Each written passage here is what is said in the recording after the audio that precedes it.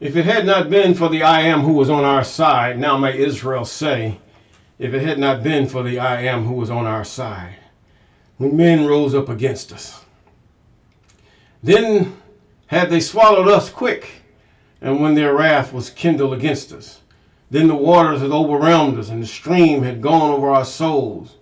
Then the proud waters had gone over our souls. Blessed be the I am who hath not given us as prey to their teeth. O our soul is escaped as a bird out of the snare of the fowlers. The snare is broken, and we are escaped. Help! Our help is in the name of the I am who made heaven and earth. Yes, can you just imagine how this person would take this? And if I could just give some, I can't sing worth nothing. But anyway, we're going to try. I'm not going to try to sing, but he says now, if it had not been for the I am who was on our side. Now Israel going to say, if it had not been the I am who was on our side when men rose up against us. In other words, that would be in their language. In other words, they would have, this guy would, or the king or whoever would shout out the psalm in a rhythmic or in their type of voice. And then the congregation will come back, or the chorus will come back, if it had not been for the I am who was on our side when men rose up against us. I mean, it would have been beautiful to have heard this thing in its original form. Now it's in the form of a song where we hear it, but these are really just the songs of men and their adoration toward God and what they understood about God. Even the king we call David. His really name is Dawid. Yes, and we're going to say, deliver me from the hands of evil spirits who have swayed over the thoughts of men's hearts, and let them not come or lead me astray from thee, my God. Establish out me and my seed, that we go not astray from henceforth and forevermore. Jubilees chapter 12 and verse 20. Yes, good morning, good afternoon, good evening. Those of you on this platform and shared platforms, we thank God for you. You're walking with Mr. Clay. I'm Mr. Clay. We're walking, this is just an ongoing, just walk through the Bible and commentary and pointing out things that it may concern you, it may not. But pointing out things in the readings that we are just like one who would lead you on a tour guide, and he would explain things, or he would give an opinion or whatever. It's up to you to accept it or reject it. That's all that matters. We're not a dictatorship like most churches are. You're going to believe it because the majority believe it, and that's it. You can't say anything other. Don't go against the pastor. He's all that and then some. Nah. We don't do that. But either way, we're in the book of Joshua, a.k.a. Oshea.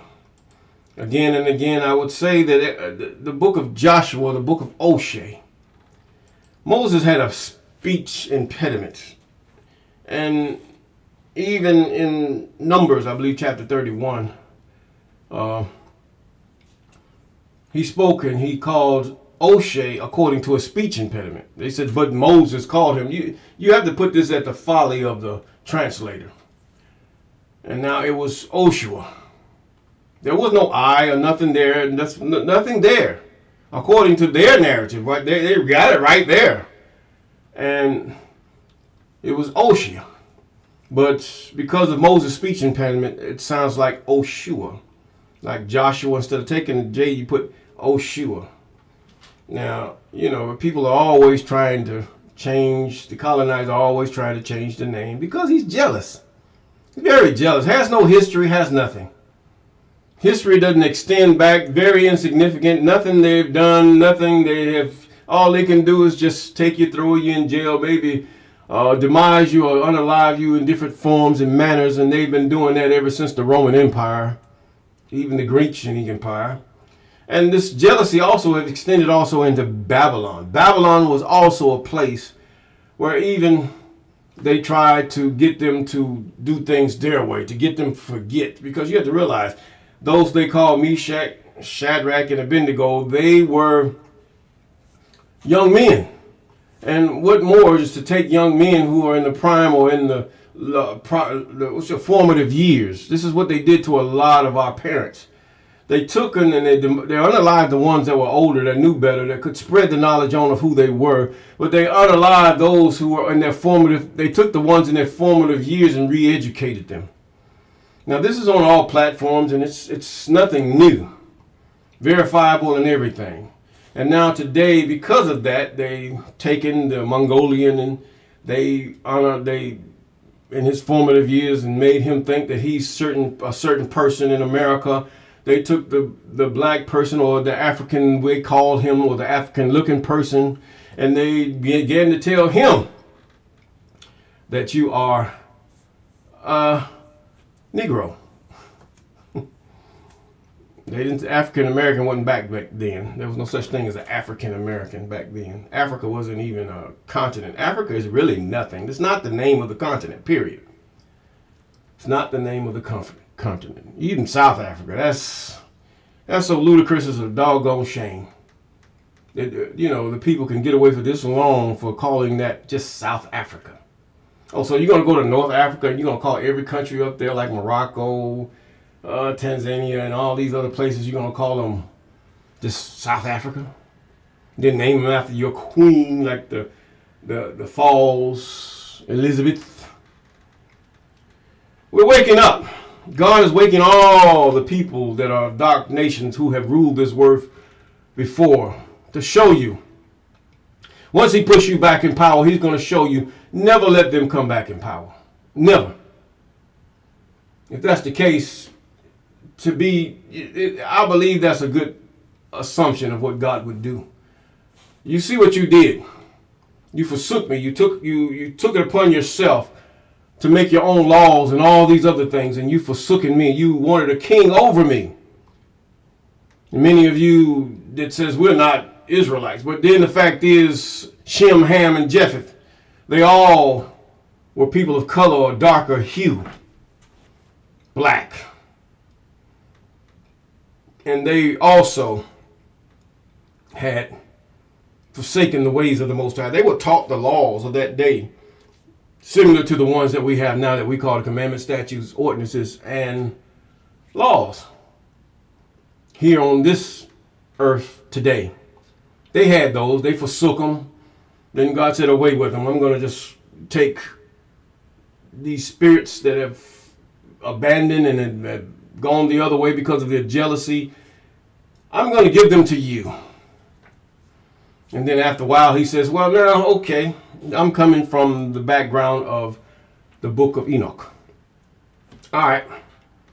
Okay, I'm going to give them to you. Now we're going to sit up there and I'm going to allow you to draw them away from me. And because of the anger that the children of Jacob have pushed upon the Most High, this thing has come to pass even today where you're the tail and not the head. But it's changing. It's changing. You're going to become the head eventually, but it's changing. Many of us we will be in spirits by then, or spirited away, what you call it. But either way, it's going to happen. And number two is the fact that you brought them in here by Deuteronomy chapter 28. You gave God no choice. Your ancestors gave, and today you still give God no choice. By the sins that we commit each day and the unbelief, not just unbelief. I don't like the word, you don't have confidence in your Creator. No confidence. You've likened him to other gods. You've caused other gods to come into your life, and you serve these other gods through immoral means and everything like that. And then you have these pagans who consider themselves moral, but they have this inbred hate. This inbred hate was caused by demons, just as God allowed the devil to, or should I say a Satan, to buffet Job. This Satan is also in their heart, just like he hardened the heart of Pharaoh. They do not know, even the ones that call themselves Christians, they don't know what they're doing. All they know is they've been given the temptation of Eve. You know, if you do this, you're going to seem holy. You're going to seem righteous. You're going to be big, even to the invention of nuclear bombs and all these other things. This is the work of devils toward you, because senseless are wars. Wars are very senseless, because if one person gets a weapon or a certain type of weapon, he begins to bully other people. When he begins to bully others, what's going to happen? Then they have to come up with some type of program where they could stop the bully from bullying them anymore. Either in a domestic sense, the young man or young woman have to go back and work out and learn how to fight. And then once they get to learn how to fight and they bully and they knock them down, sometimes they might turn into the bully, or maybe this bully might come back with a bigger weapon or something, because this is what's happening with guns. First you had the white gangs of, you saw on TV, Frank Neely, Al Capone, and all these other people, and these gangs were all over and the black man really he didn't have much crime going on because he was cornered in every way. Then the gangs, the governments know how to break that up, just like they know how to break the gangs up today. There is no excuse to have gangs in a country ruling. No excuse whatsoever. It's all a governmental agenda. It's all an agenda because it can be stopped. It all can be stopped. The gangs can be either erased or disbanded. They can do this. You look at the Black Panthers. Look what they did. So that gives you a whole clue of what it's about. Black. But either way, unless we turn to the Most High. See, one thing about Canaan here in this thing in Joshua chapter 20, we stopped in verse 25. Yeah, I'm almost started at 25. Chapter 20. No, we're not even in 20. We're in Joshua 19. I'm sorry. Yes, we're in Oshea 19. Yes, and we stopped at verse 25 or 26, somewhere in there. But, yes, it was 26 or 27. We're going to start at 27, though, because this is where he ends all the, this is where all the land divide has ended. And so, Canaan, as I often say, and it's written even in the book of Enoch. See, some of you do not read it because that's the way you've been programmed. It's not by black preachers. They were deceived too. It's basically those deceiving others. That's what it is. So where did this deceitfulness start? You do the math. But either way, what has happened is that Canaan took a land that he was not allowed it. Even his own father Ham told him, if you do take this land, no good will come to you and your seed. And then you have the word of the Most High said, visiting the iniquity of the fathers on the children even to the fourth generation, in that paraphrase order. But the fact is, Canaan did not heed his father. Neither did he heed his other cousins and brothers, their brothers. But he went and occupied the land because nobody was there. So you can say that even the colonizer, he taketh after Cain, or should I say Canaan, in his wickedness. Now it's only befitting as he grew, he began to go against the Most High even more and more and more.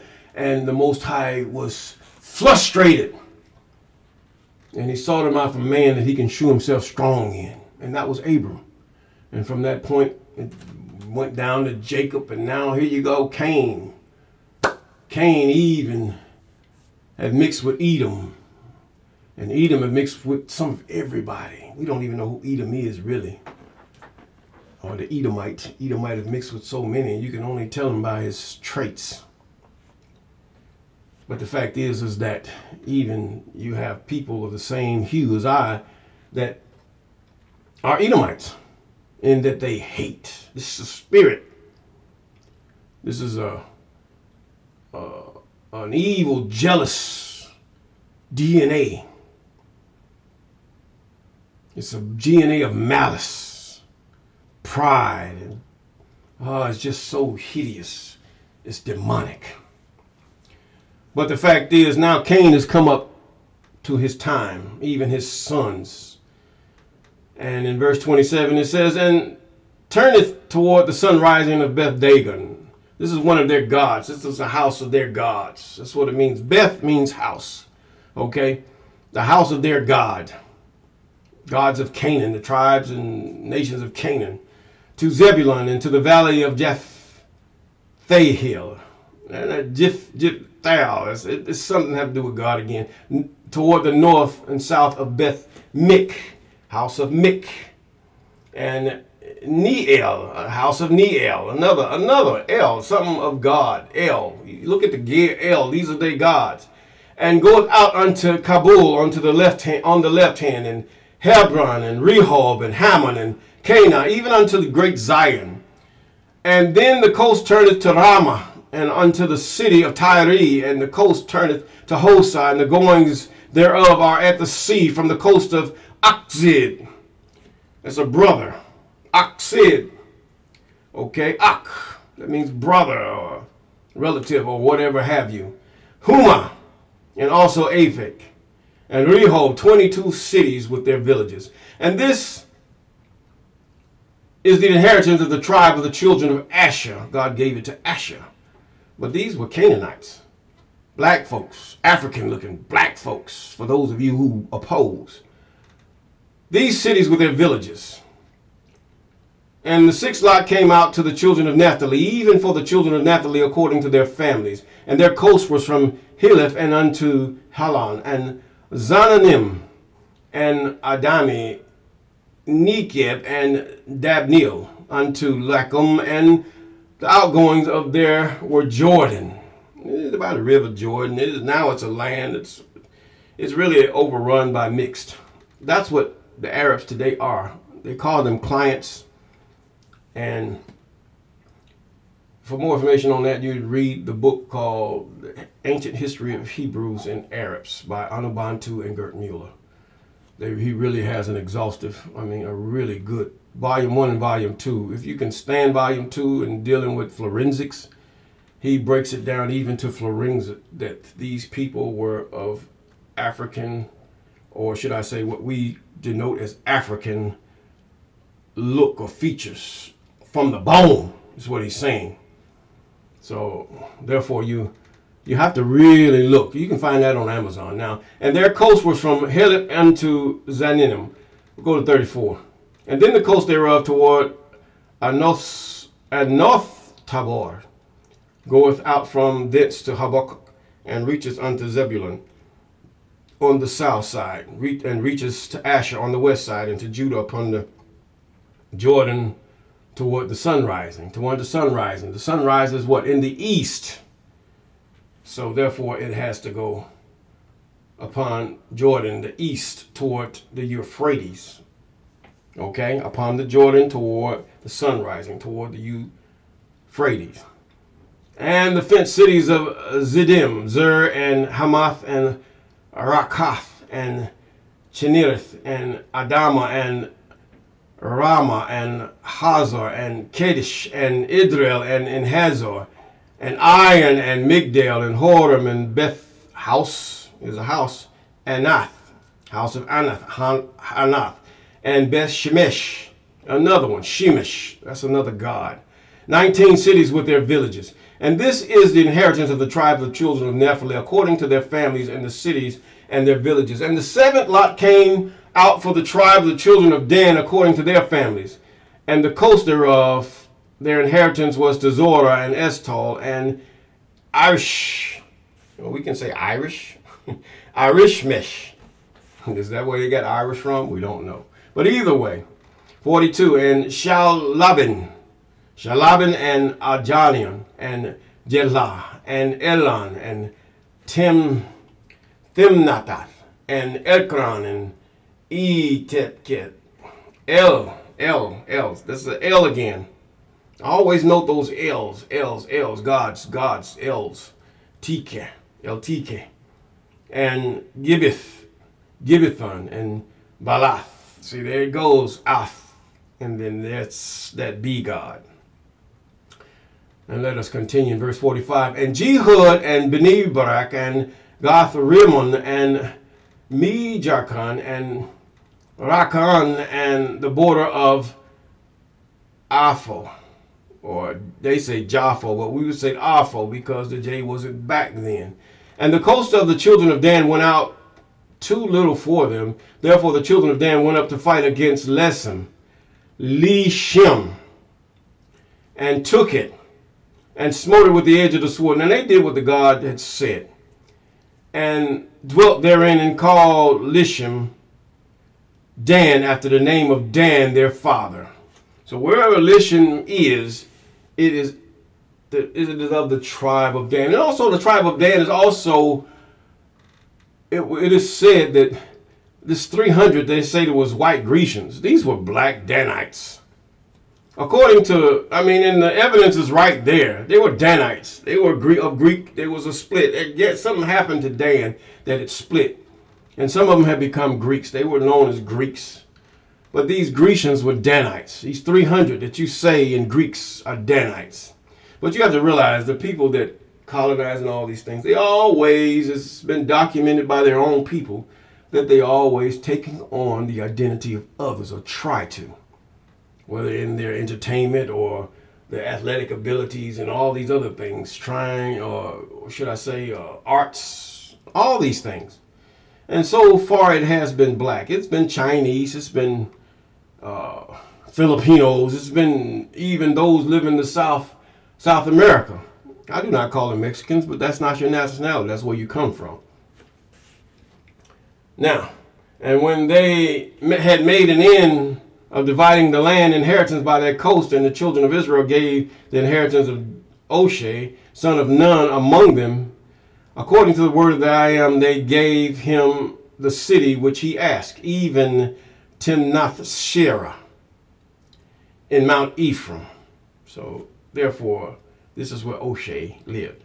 And he built the city and dwelt therein.